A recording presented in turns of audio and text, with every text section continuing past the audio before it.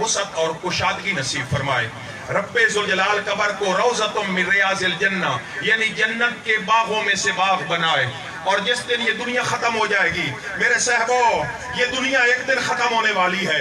ये सूरज मशरिक से तलू नहीं होगा, आसमान पर वो वक्त आने वाला है, सितारे नहीं चमकेंगी, आसमान तबाही के जबड़े खोल देगा, ये साया नहीं होगा, ये साहबान भी नहीं रहेगा, और ये 24 घंटे के दिन रात नहीं रहेंगे। वो दिन आने वाला है मेरे भाइयों मेरे साहबो जो 50,000 साल का लंबा दिन होगा। हमने कभी गौर नहीं किया, कुरान कह रहा है, कुरान की बात है कि कोई 24 घंटे का वो दिन नहीं होगा, रात नहीं होगी, वो जो क़यामत का दिन होगा, वो जो यौमुद्दीन होगा, जिस दिन हम सब ने अल्लाह के हुज़ूर पेश होना है, अपने अमाल का हिसाब देना है।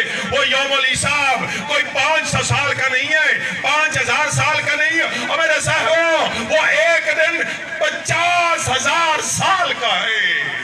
कोई उस दिन कसम परसी के आलम में कोई हमदम नहीं, कोई साथी नहीं, माँ की मोहब्बत नहीं होगी, भाइयों का सहारा नहीं होगा, बाप की शफकत नहीं होगी, कोई प्रोटोकॉल्स नहीं होंगे, कोई एसी रूम्स नहीं होंगे, कोई मनसब नहीं होंगे।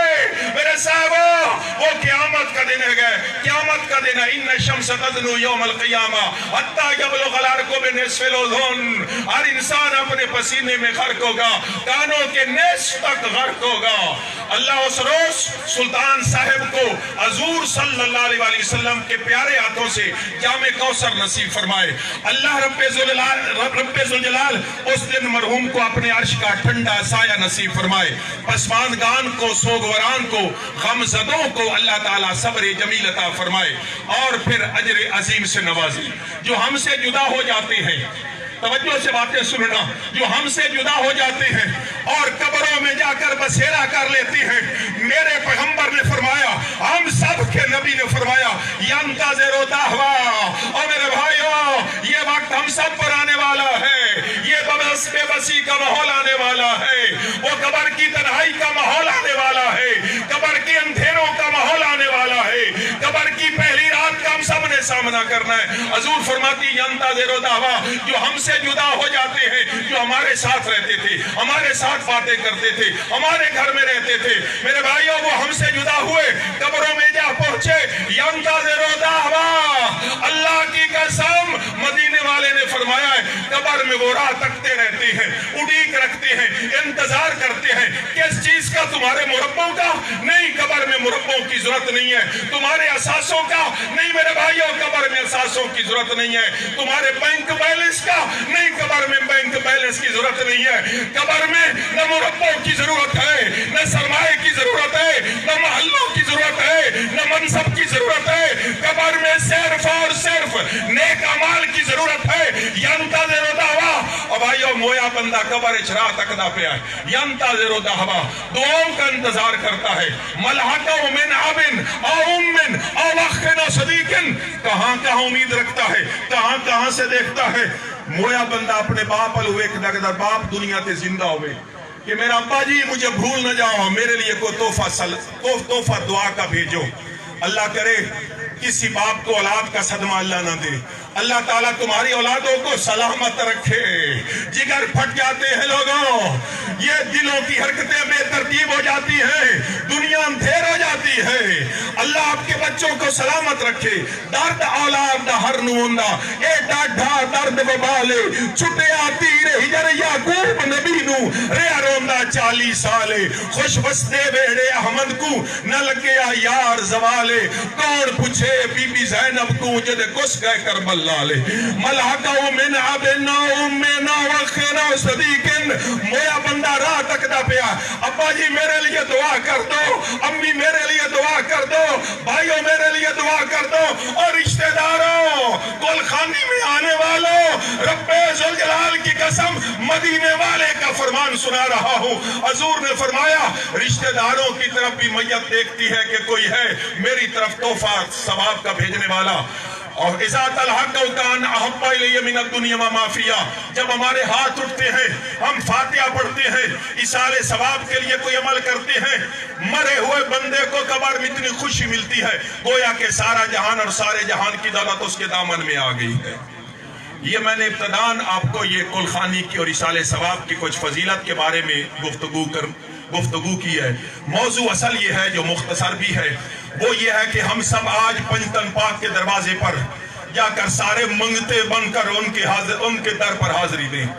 اللہ نے قرآن مقدس میں ارشاد فرمایا، کل نمانی ہے کہہ دے، فرما دے میرا سوہنا، اے 14 طبق کا لاڈ پیغمبر، اے کل کائنات کا سردار پیغمبر، اے بجائے تخلیق کائنات سوہنا، کل کلام میرا ہے، مگر میں اللہ، میں مالک خالق ہو کر چاہتا ہوں میرا سوہنا زبان تیری ہو، کلام میرا ہو، زبان تیری ہو، بندے میرے ہوں، امتی تیرے ہوں۔ میرا سونا فرما دے، کل لا سالکم، میرا سونا کل کائنات کے لوگوں کو فرما دے، فرش والوں کو بھی، عرش والوں کو بھی، فضاؤں والوں کو بھی، خلاؤں والوں کو بھی، کل کائنات کو فرماؤ، لا سالکم، میں تم سے مانگنے والا نہیں ہوں۔ اور منگنا ہوئے جدے گھر تھوڑ ہوئے، اور منگی ہو جدے گھر لوڑ ہوئے، اور منگی ہو جدے گھر کاشن ہوئے، کلمہ مصطفیٰ دا پڑھانا لے ہو، اللہ نے سنو نبی دیتا ہے۔ اللہ فرمایا، سونیا اِنَّا آتَوَيْنَكَ الْكَوْثَرَ، کوثر دے سارے خزانے تیرے پیرا تے رکھ چھڑ دن۔ وَأَمَّا السَّائِلَ فَلَا تَنْهَرْ، جیڑا منگتا وے سونیا نہ کری، میرا سونا نہ کری، جو بھی منگتا ہے، جب بھی آئے، جس وقت آئے، دن کے اجالوں میں آئے، رات کے اندھیروں میں آئے، اکیلا آئے، جماعت بن کر آئے، میرا سونا کوئی غوث آئے، کوئی کتب آئے، کوئی نبی آئے، محبوب تیرے گھر میں کمی کسی چیز کی نہیں ہے۔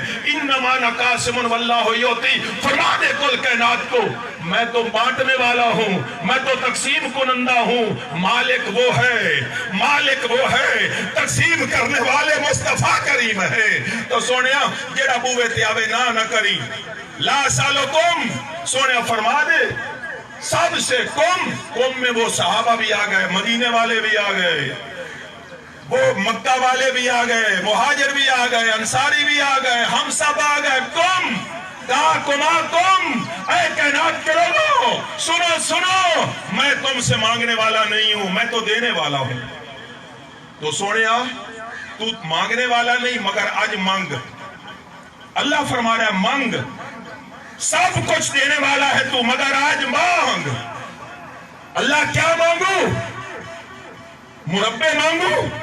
نہیں صاحبو، حضور علیہ السلام نے ہم سے مربے نہیں مانگے، یہ کلمہ فرمایا اللہ نے، اپنی تبلیغ کا اجر مانگ۔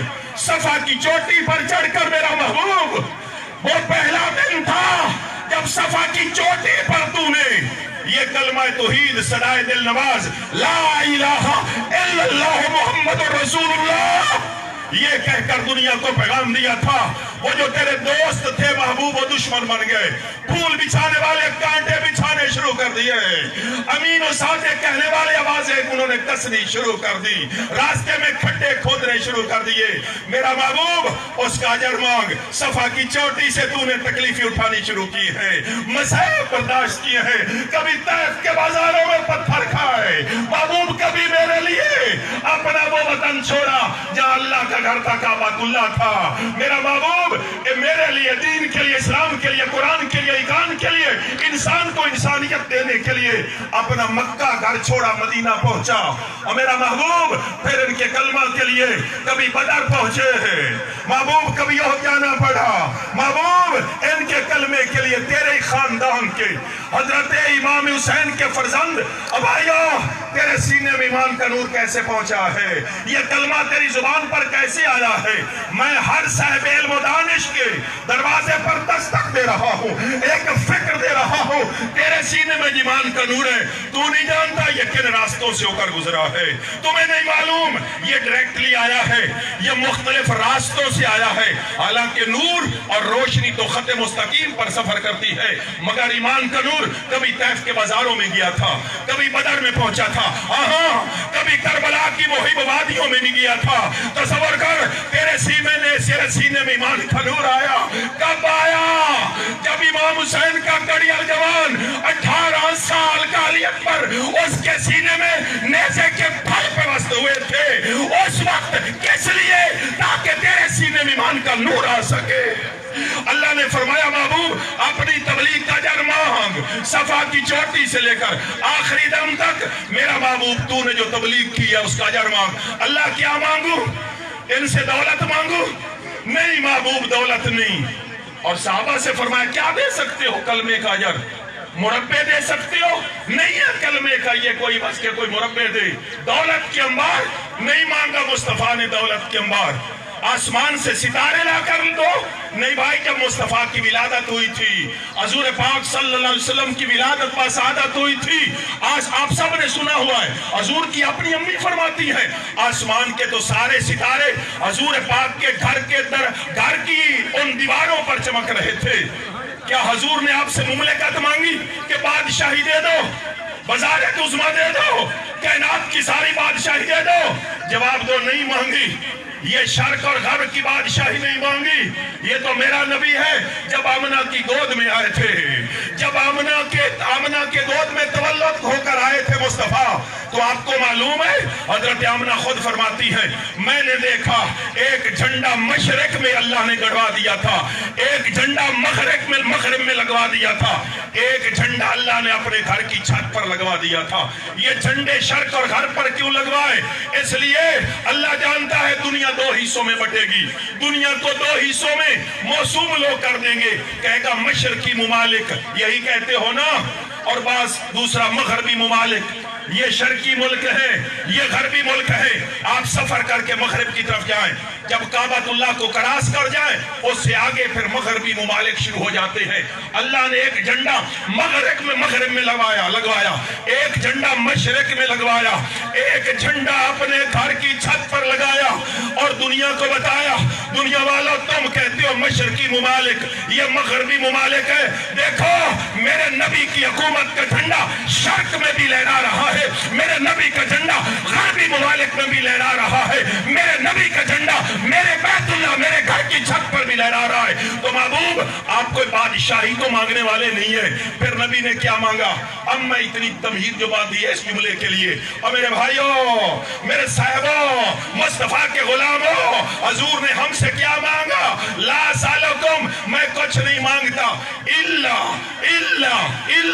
جیسے کلمہ میں پڑھتے ہو لا الہ الا کلمہ استثناء، اس آیت میں بھی کلمہ استثناء ہے، میں کچھ نہیں مانگتا الا المودۃ فی القربہ، میں صرف قریبی رشتہ داروں کی محبت کا تقاضا کرتا ہوں، کچھ نہیں مانگا آپ سے۔ کیوں مانگے؟ ان کے گھر میں کوئی کمی ہے۔ کلمہ پڑھنے والوں، تیری زبان پر جو کلمہ آیا اس کا اجر مصطفیٰ نے مانگا۔ کیا مانگا؟ المودۃ فی القربہ، میرے قرابت داروں سے محبت کرو۔ صحابہ پوچھا یا رسول اللہ پیچھے مولوی لڑدے وقت سن، ممبر بھندے وقت سن، پھیپھڑے دا زور لیندے وقت سن، بھی وہ کیڑے لگ دے انہیں جنہاں دی محبت واجب ہو گئی۔ جی میں نماز واجب اور فرض ہے، اسی طرح یہ میں قرآن پڑھ کر سنا رہا ہوں، غیر جانبدار ہو کر، خالی و ذہن ہو کر میرے صاحبوں بات کو سمجھنا۔ صاحبوں، مصطفیٰ کریم نے فرمایا میں کچھ نہیں مانگتا الا المودۃ فی القربہ، میں صرف قرابت داروں کی محبت مانگتا ہوں۔ صحابہ نے پوچھا کون ہے؟ من قرابتک یا رسول اللہ؟ ہؤلاء الذین وجبت علینا مودتہم، او کیڑے لگ دے انہیں جنہاں دی محبت واجب ہو گئی۔ آقا نے فرمایا علی والفاطمہ وابنہما، او میرا علی ہے، او میری فاطمہ شہزادی ہے، انہاں دی جوڑی حسن تے حسین، انہاں دی محبت واجب ہے۔ اور دیکھیے اللہ تعالیٰ نے جب اہم بات کرنی ہو، اللہ کی ہر بات ہی اہم ہے، جس بات کو تاکید سے بیان کرنا ہو، اپنے کلام کو مؤکد کرنا ہو، اللہ وہاں کل لگاتا ہے۔ اپنی توحید رب نے بیان کرنی چاہیے، اپنی توحید کا بیان، اپنا تعارف کرانا چاہا رب نے، تو اپنے تعارف والی آیت کا آغاز کل سے فرمایا، قل هو اللہ واحد۔ سمجھ آ گئی؟ اپنا تعارف کروانا چاہا تو کل سے آیت کا آغاز فرمایا، اور کربلا والے کا تعارف کرانا چاہا وہاں بھی اس آیت کا آغاز بھی کل سے فرمایا، اور دنیا کو پیغام دیا لوگوں جتنا مجھے ماننا ضروری ہے اتنا ہی پنجتن پاک سے محبت ضروری ہے۔ شاید آپ کسی کے ذہن میں سکام آ گئے کہ مولوی گھڑی ہوئی بات کہہ رہا ہے۔ نہیں میرا بھائی، جو توحید کو نہ مانے وہ مشرک ہوتا ہے، ایسے ہی ہے نا؟ بولو نا, توحید میں فرق ہے تو بندہ مشرک ہوتا ہے. اگلی بات آپ سے پوچھتا ہوں, جواب دینا اہل علم. توحید کو نہ ماننے والا مشرک ہے اور علی کو نہ ماننے والا منافق ہے. مشرک اور منافق کا کمپیریزن کرتے رہنا, پھر اہل بیت کی محبت کی اہمیت کا اندازہ لگاتے رہنا. اللہ کو نہ ماننے والا مشرک ہے, علی کو نہ ماننے والا منافق ہے. یہ کوئی جوش خطابت میں یہ مولوی نہیں کہہ رہا, یہ ابو بکر نے کہا ہے, یہ عمر نے کہا ہے, یہ عثمان نے کہا ہے. صحابہ کہتے ہیں کننا نعرف المنافقین ببغض علی. صحابہ کہتے ہیں مانو صحابہ کی بات کو, اور ایک صحابی کا فتویٰ نہیں, کننا ہم سب, کننا صحابہ سب کہتے ہیں ہم پہچان لیتے تھے منافق کون ہے اور مومن کون ہے. منافق اور مومن کی پہچان کرنا ظاہری نگاہ سے مشکل ہے, اس واسطے کہ معاندرہ مومن منافق دا مومن آلا ہوندہ. سمجھ آئی نے, معاندرے دے نال پہچان منافق دی نہیں ہو سکتی بھائی. اور دوسری پہچان سوچ لیتے نماز نہیں پڑھتا ہوگا منافق. بھائیو منافق نماز پڑھتا ہے, پھر نماز پڑھنا نہ پڑھنا یہ بھی منافق کی علامت نہیں ہے. منافق روزہ نہیں رکھتا, منافق روزے رکھتے تھے. مسجد نہیں بناتا, اب سب کو معلوم ہے مسجد زرار کس نے بنائی تھی, منافقوں نے بنائی تھی. میں آپ مختصر کہتا ہوں میرے صاحبوں, میرے بھائیوں, اللہ کی قسم منافق سب کچھ کر سکتا ہے. منافق نماز پڑھ سکتا ہے, منافق روزہ رکھ سکتا ہے, منافق تہجد پڑھ سکتا ہے, منافق مدرسے بنا سکتا ہے, منافق تبلیغ کر سکتا ہے, منافق حج عمرہ کر سکتا ہے, منافق سب کچھ کر سکتا ہے. رب ذوالجلال کی قسم آپ مانے یا نہ مانے منافق سب کچھ کر سکتا ہے, فقط علی کے نام کا نعرہ نہیں لگا سکتا. یا رسول اللہ, یا علی. یہ معیار اور سٹینڈرڈ صحابہ کا دیا ہوا ہے اور قیامت تک آزماتے رہنا. کننا نعرف المنافقین ببغض علی, کہ وہ لوگ سب کچھ کر سکتے ہیں مگر علی سے محبت نہیں کر سکتے. تو منافق کی پہچان علی ہے. حضور فرماتے ہیں ما بال اقوام ینتکسون علی, ان قوموں کا کیا حال ہوگا اس قوم میں نہ ہو جانا. حضور علیہ السلام اپنا دکھ بیان کر رہے, خوشی سے نہیں بیان کر رہے. فرماتے ہیں ما بال اقوام, ان قوموں کا کیا حال ہوگا ینتکسون علی, جو میرے علی کی گستاخی کرتے ہیں. اللہ جانتا ہے ان کا کتنا برا حال ہوگا. فرمایا وَمَن يَنْتَنْكِسْ وَلِيًّا فَقَدْ تَنَقَّصَنِي, جو میرے علی کا گستاخ ہے وہ میں محمد کا گستاخ ہے. من فارق علیًا, اور یہ بھی گمان نہ کرے کہ مولوی کو شیعوں کی کتابوں سے پڑھ رہا ہے. اللہ کی قسم میں اہل سنت کی کتابوں سے پڑھ رہا ہوں. من فارق علیًا فقد فارقنی, حضور فرماتے ہیں جو میرے علی سے دور ہے میں محمد سے دور ہے. جو ولایت علی کا منکر وہ نبوت مصطفیٰ کا منکر ہے. جو علی کے در پر نہیں آنا چاہتا وہ نبوت کے در پر آنے کی کوشش نہ کرے. فرمایا مصطفیٰ نے تدریجاً گریجولی شان بیان کرتے کرتے فرمایا, قصہ مختصر کرتے فرمایا ان علی منی وانا منہ, علی مجھ سے میں علی سے. اہل ذوق کے لیے یہاں ایک نکتہ اور بیان کر دوں. آپ ذوق رکھتے ہیں, میں آپ کے چہروں سے دیکھ رہا ہوں. وہ جو چیز, کوئی چیز حضور کے جسم سے متعلق ہو جائے, ابھی توجہ سے سننا, حضور علیہ السلام کے جسم سے کوئی چیز متعلق ہو جائے, نسبت ہو جائے, کپڑوں کو نسبت ہو جائے, وہ بلند ہو گئے. ان کپڑوں سے خاک لگ جائے, وہ خاک کے ذرے بلند ہو جائے. قدم مبارک, تلیہ مبارک, قدم جہاں لگے رب ان جگہوں کی قسمیں اٹھائے. جس شہر میں مصطفیٰ رہے اس شہر کی قسمیں اٹھائے. تو محبوب کے ساتھ جو بھی چیز لگتی ہے اس کو بلند مقام ملتا جاتا ہے. اور علماء کا اور بلا تفریق مسلک سب کا اتفاق ہے. اگر سوال کیا جائے 14 طبق میں سب سے عظمت کے لحاظ سے بلند مقام کون سا ہے؟ بلند مقام فزیکلی نہیں, عظمت کے لحاظ سے کون سا بلند مقام ہے؟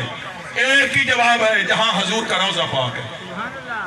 اگر پہلے نہیں معلوم تھا تو آپ کو یہ سب علماء جتنے بھی ہیں ہر مسلک کے ان کا یہ اتفاق ہے کہ جہاں حضور پاک کا روضہ ہے وہ جگہ کائنات کی ہر شے سے بلند ہے. تو حضور علیہ الصلوۃ والسلام کے جسم کے ساتھ جو کفن کے چادریں ہیں اور جو کالی کملی تھی صحابہ نے وہ بھی آقا علیہ الصلوۃ والسلام کی قبر میں بچھا دی تھی. انہوں نے کہا یہ کالی کملی اب کس کو سجے گی؟ حضور کے بعد کون پہنے گا؟ اس کالی کملی کو بھی قبر میں بچھا دو. حضور کی کفن کی چادریں اور پھر وہ کالی کملی اس کے ساتھ جو مٹی لگی ہے، توجہ سے سننا، اس کے ساتھ جو مٹی لگی ہے وہ مٹی علماء کا اتفاق ہے کعبہ سے اونچی، وہ عرش سے اونچی ہے. وہ مٹی جو حضور کے جسم سے ڈائریکٹلی بلا واسطہ متصل نہیں، کپڑوں کے ساتھ لگی ہے، وہ کعبہ سے اونچی، وہ عرش سے اونچی. اب اگلی بات سننا، جس کو حضور فرما دے الفاطمہ تو بدعت منی، لوگوں میری شہزادی فاطمہ میرے جگر کا ٹکڑا ہے. وہ مٹی جو کفن سے لگے وہ تو کعبے سے اونچی، وہ تو عرش سے اونچی، اور کس کو نبی کہے میرے جگر کا ٹکڑا ہے؟ پھر مجھے کہنے دو بطول زہرا کا مقام بھی کعبہ سے بلند ہے، بطول زہرا کا مقام پھر عرش سے بھی بلند ہے. اور جس کے لیے آقا فرمائے ان علی منی وانا منو، علی مجھ سے، یہ تعلق باہر ظاہر سے نہیں، منی باطن کا تعلق، جسموں کا جسمی، لحموں کا لحمی. اور کائنات والوں میرا تعلق علی سے پوچھتے ہو، علی کے جسم کا گوشت نبی کا گوشت ہے، علی کا وجود نبی کا وجود ہے. فرمایا مصطفیٰ نے کہ بے شک علی مجھ سے، میں علی سے، تیرا جسم میرا جسم اور تیرا گوشت میرا گوشت، حبیبوں کا حبیبی و حبیب اللہ، عدووں کا عدوی و عدوی عدو اللہ. میرا علی. پھر ایمان سے بتائیے، اب میں آپ سے پوچھتا ہوں، وہ جو کپڑوں سے مٹی لگے اس کا مقام تو عرش سے بلند ہو جائے، اس کا مقام تو کعبے سے بلند ہو جائے، اور جس کو نبی کہتے ہیں تیرا جسم میرا جسم ہے، پھر علی بھی کعبے سے بلند ہے، پھر علی بھی عرش سے بلند ہے. اگر دل لگے تو رکھ لینا سینے میں، ہے نقطہ دلیل کے ساتھ، ہے نقطہ ایک قوی دلیل کے ساتھ. تو میرے صاحبوں، یہ جو فکر دیتا ہے ذاکر اور یہ جو فکر دیتا ہے مولوی کہ علی کعبہ میں پیدا ہوئے تو علی کو مقام ملا، یہی فکر ہے. ایمان سے بتائیے کہ مولود کعبہ علی ہے، علی کعبہ میں پیدا ہوئے، کتنا بلند مقام ہے. میں تمہیں اور فکر دینا چاہتا ہوں، ادنا اعلیٰ کو عزت نہیں دیتا، اعلیٰ ادنا کو عزت دیتا ہے. اہل علم، اہل دانش، اہل بصیرت یہ فکر تبدیل کر کہ علی کعبہ میں پیدا ہوئے تو علی کو عظمت ملی. یہ فکر رکھ علی کعبہ میں پیدا ہوئے تو کعبہ قیامت تک جھومتا رہے، کعبہ ناز کرتا رہے کہ ولایت کا شہنشاہ میرے اندر پیدا ہوا ہے. تو میرے صاحبوں، میرے بھائیوں، یہی علی پاک. ابھی ختم آ گیا، اتنا ہی کافی ہے، ورنہ یہ موضوع تو آپ جانتے ہیں کہ لمبا موضوع